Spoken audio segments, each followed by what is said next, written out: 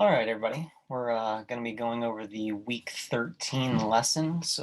In this lesson, we're going to be trying to learn how to factor trinomials.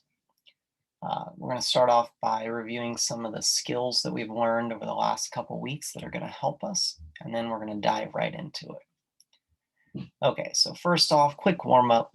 Feel free to pause the video here and do this. I'm going to go ahead and get started in about 10 seconds. Okay, so in this problem, we are multiplying two binomials together. Binomial times binomial, right? A binomial means we have two terms. So we put one of these on the left side, 3x plus 6. Right? We have a spot for each term, and we're going to put one of them on the top, 2x minus 3. I'm going to make sure to put that minus with it because I'm going to be treating this as a negative 3. Now, we are multiplying these things together. The area model or box or generic rectangle, whatever we want to call this, is just an organization to make sure that we multiply all of the correct parts together. So in this first box, we are multiplying 3x times 2x. So that's 6x squared.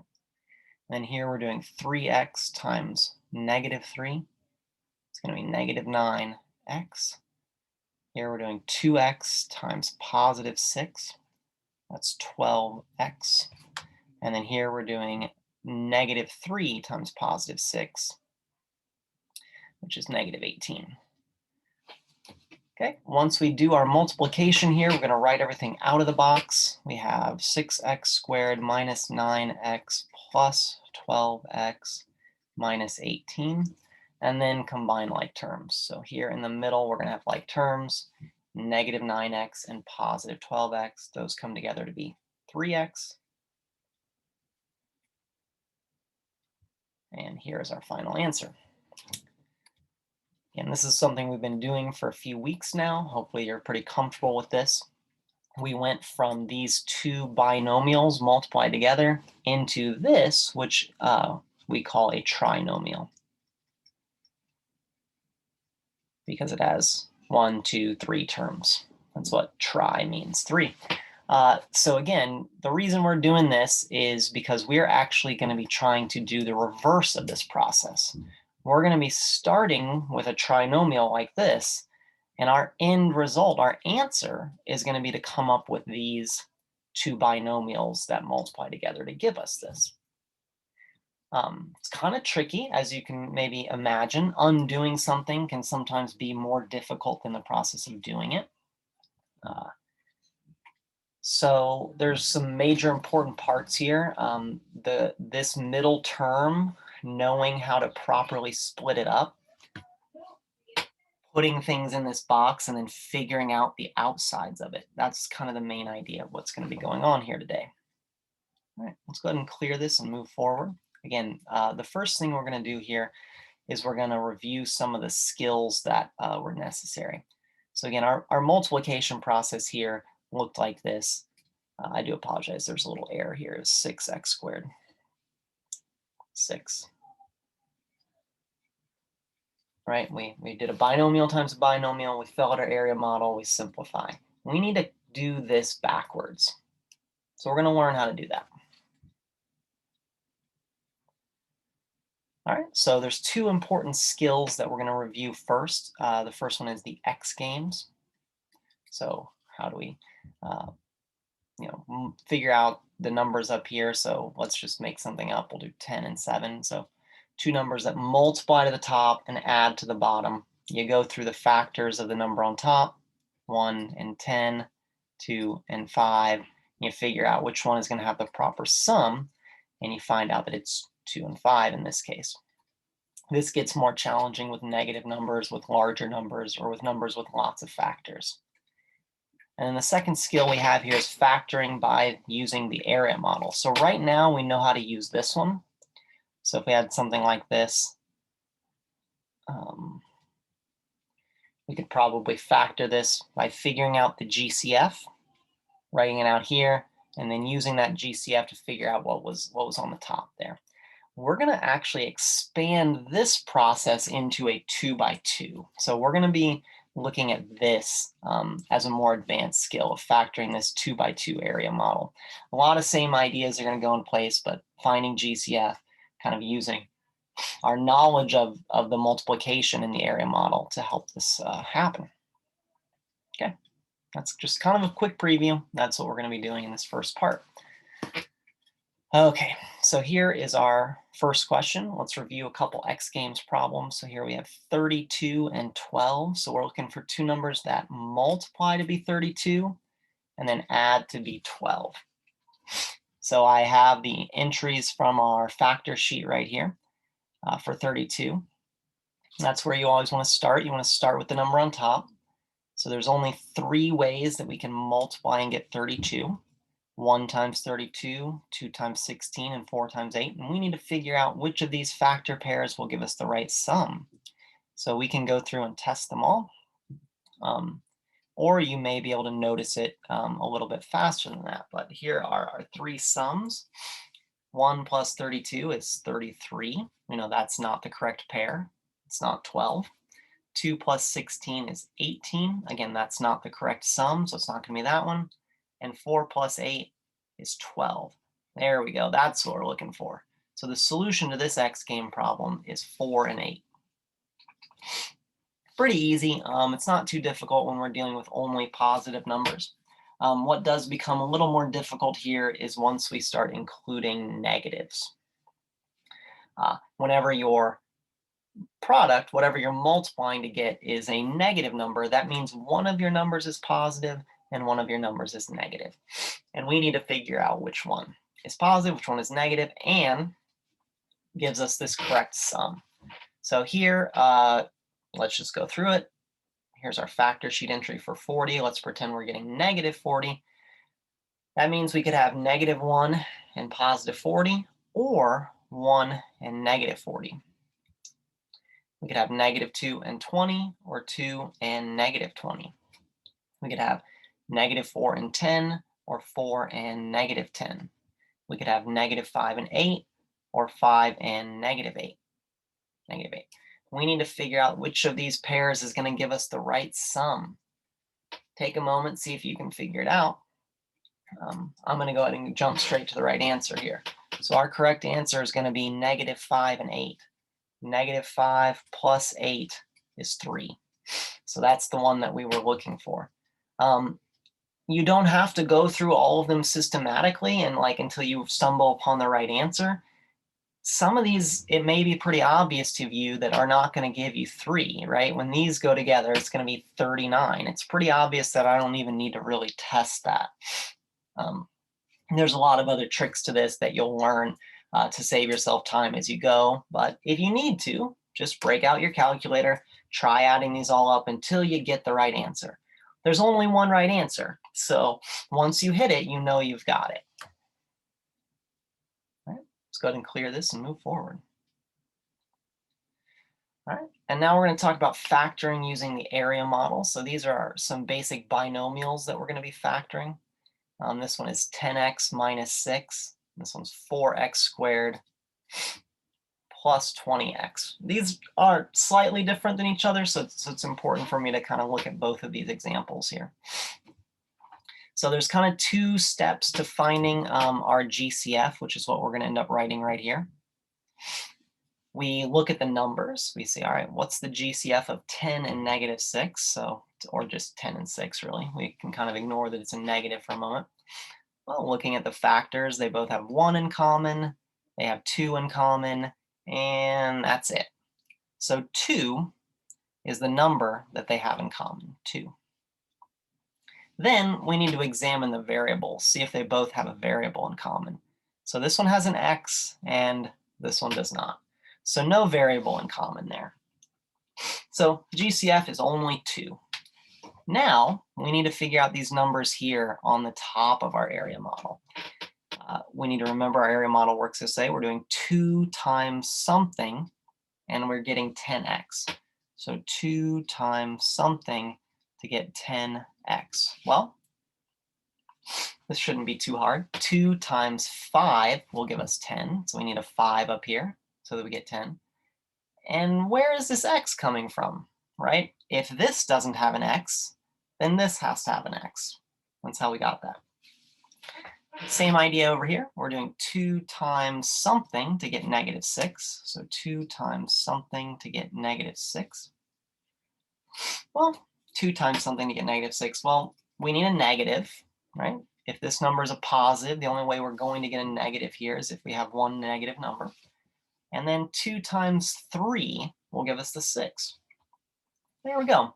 So what we've done here is we've factored. We've turned this original binomial, which was 10x minus 6, and we said, if you factor this, it's equal to 2 times 5x minus 3. This is what we're going to call the factored form. This was our third learning target for this section, was factoring by GCF, was breaking that, taking that GCF out and factoring it away. All right, let's go ahead and move on to the next example here. It's slightly different. There's one important distinction that I hope you'll notice. So here we have 4x squared and 20x.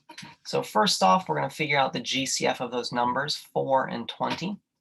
And just looking at it, 4 is a common factor for both, and that is the biggest one they both have in common. The next thing that I notice is they do both have an x. So they both have x's, so they do have that in common. So my full GCF, full greatest common factor, is 4x. Great. Now we just need to figure out what are these terms up here so that this thing multiplies out correctly. We have 4x times something. 4x times something gives us 4x squared. And 4x times something gives us 20x. That's what's happening in the second one. All right, let's go ahead and think these through. Well, 4x times, I think about them in two separate pieces, the number and the variable. 4 times what will give me 4? 1. 4 times 1 is 4. And then the variable, x times what gives me x squared? I need another x. I need x and x to get x squared. Right, so that's 1x. In this situation, you could just write this as x. You don't need to write a 1 in front of here, but I'm just going to leave it. It's fine. It's not incorrect. I actually kind of like it there. That way I remember that there is a coefficient for that 1. Okay, next part here, we have 4x times something is equal to 20x. Well, 4 times 5 is 20. We have an x here and only an x here. If I had an x with this, that would mean this should be x squared because we have x times x. So, since that's not the case, I know that I do not need an x in this box right here. Okay, let's go ahead and write out our factored form. It was 4x, that's the GCF, times x plus 5.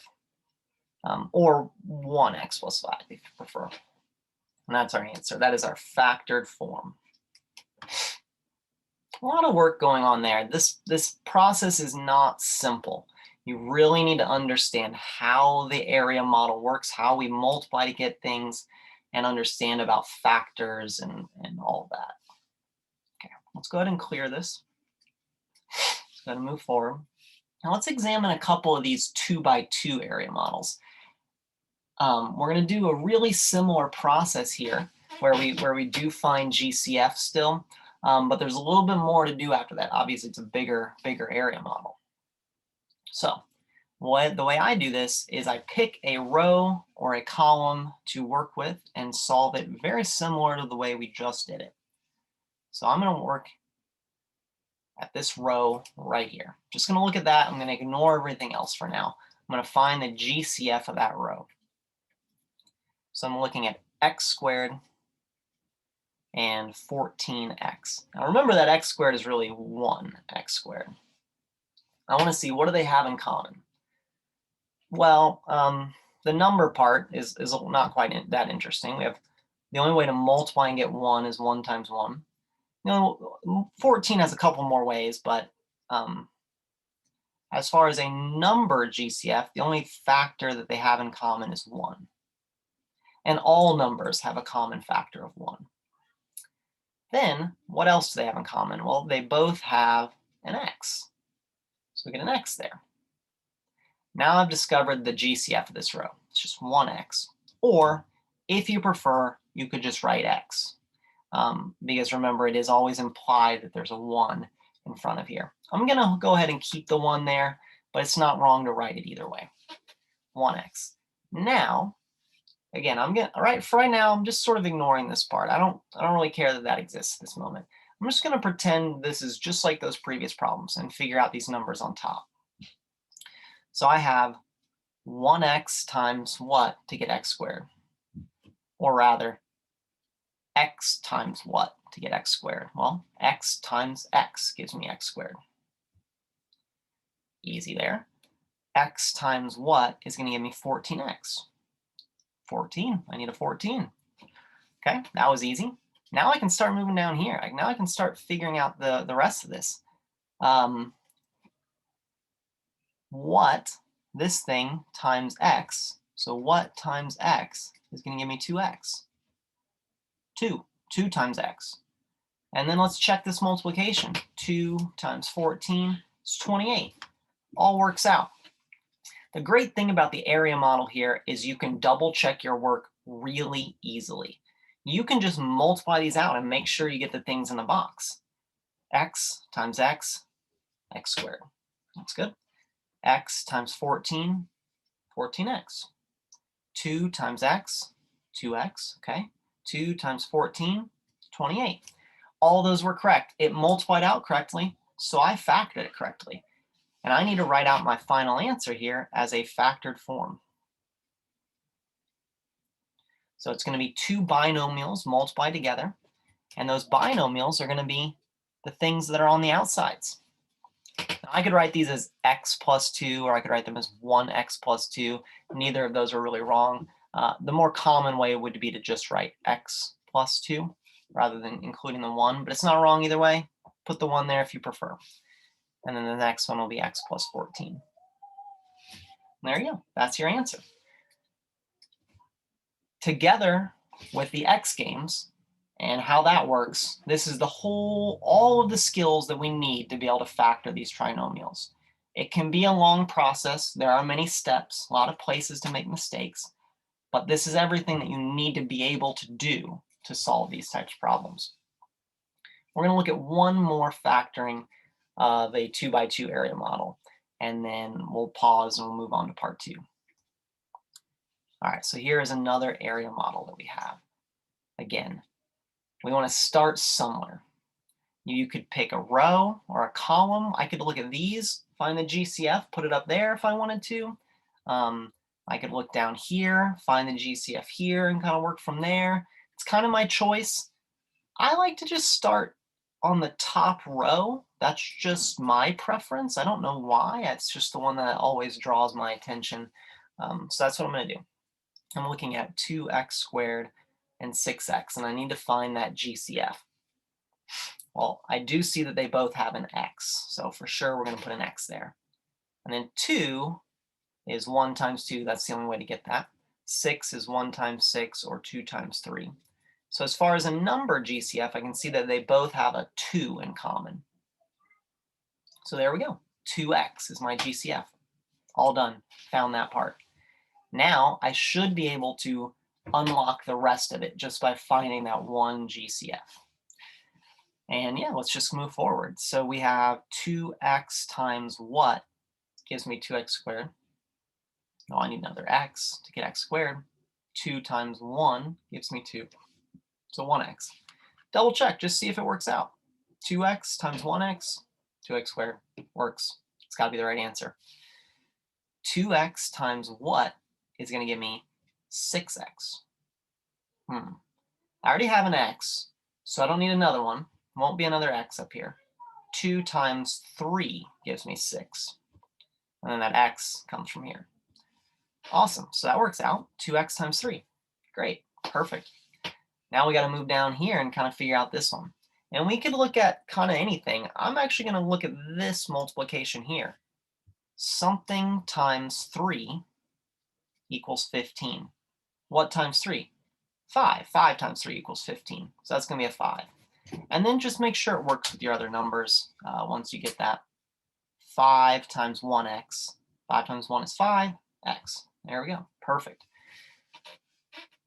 It's not too difficult, but it is something new or expanding things we've already done. Let's go ahead and take our answer here and write it out in factored form. Okay, so we have two binomials. Factored form is what's on the outside here. We have 2x plus 5 because that's a positive. And we have 1x plus 3, or just x plus 3. You can write the 1 or you can leave it off. It's totally up to you. I'll write it, whatever. I'm kind of going back and forth on it. It really doesn't matter.